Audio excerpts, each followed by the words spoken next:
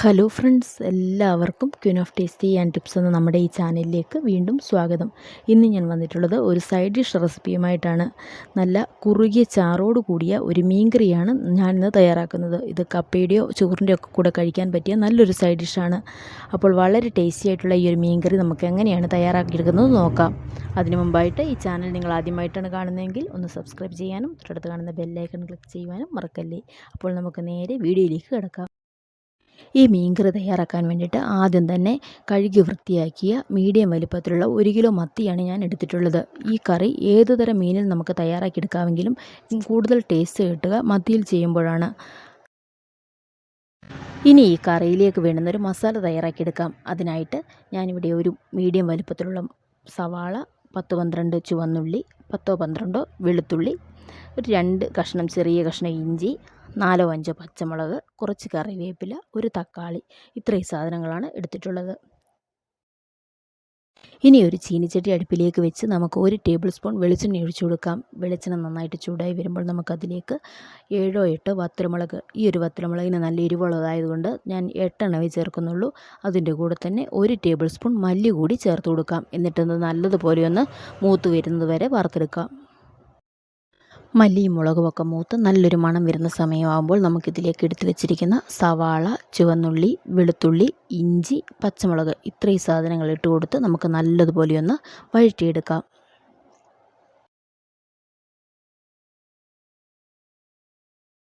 ഇതെല്ലാം നന്നായിട്ട് തന്നെ വഴന്നിട്ടുണ്ട്. ഇത്ര തന്നെ മതിയാകും. ഒരുപാടങ്ങ് വഴന്ന് കളർ മാറേണ്ട ആവശ്യമൊന്നുമില്ല.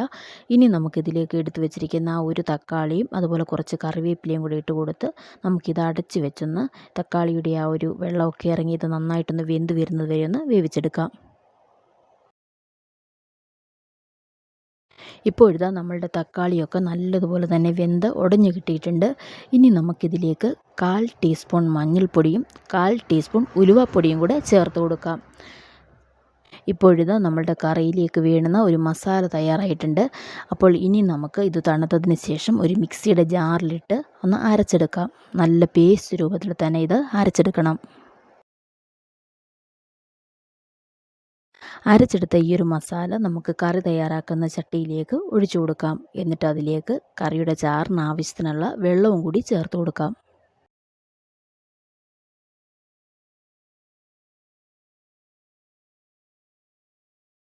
ഇനി ഈ കറിയിലേക്ക് ആവശ്യത്തിനുള്ള ഉപ്പും 2-3 കഷ്ണം കുടംപുളി, അതൊക്കെ നിങ്ങൾക്ക് നിങ്ങളുടെ ഇഷ്ടത്തിനനുസരിച്ച് തന്നെ ചേർക്കാവുന്നതാണ്. ഇത് നല്ലതുപോലെ കഴുകി വൃത്തിയാക്കിയ കുടംപുളിയാണ്.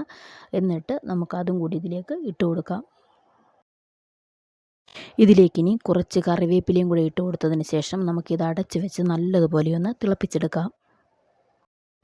ഈ അരപ്പ് നല്ലതുപോലെ തന്നെ തിളച്ച് കിട്ടിയിട്ടുണ്ട്. ഇനി നമുക്കിതിലേക്ക് ഉപ്പൊക്കെ കറക്റ്റാണോ എന്ന് നോക്കിയതിന് ശേഷം നമുക്ക് കഴുകി വൃത്തിയാക്കി വെച്ചിരിക്കുന്ന ആ മീൻ കൂടിയിട്ട് അടച്ച് വെച്ച് നമുക്കിത് നല്ലതുപോലെ ഒന്ന് വെന്ത് കുറുകിയൊരു ചാറോട് കൂടി കിട്ടുന്നത് വരെ നമുക്കൊന്ന് വെയിറ്റ് ചെയ്യാം.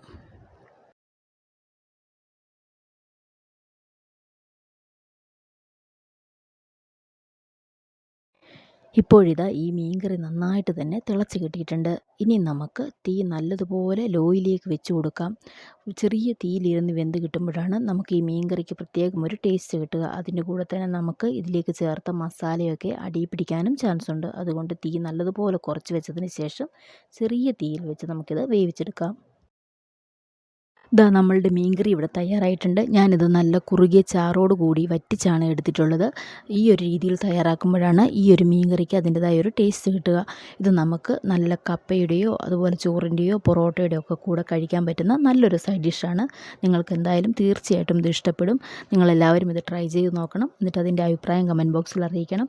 വീഡിയോ ഇഷ്ടപ്പെടുകയാണെങ്കിൽ ലൈക്ക് ചെയ്യാനും ഷെയർ ചെയ്യാനും, ചാനൽ ആദ്യമായിട്ട് കാണുന്നവരാണെങ്കിൽ ഒന്ന് സബ്സ്ക്രൈബ് ചെയ്യാനും മറക്കല്ലേ. പുതിയൊരു വീഡിയോ വരുന്നതുവരെ താങ്ക് യു.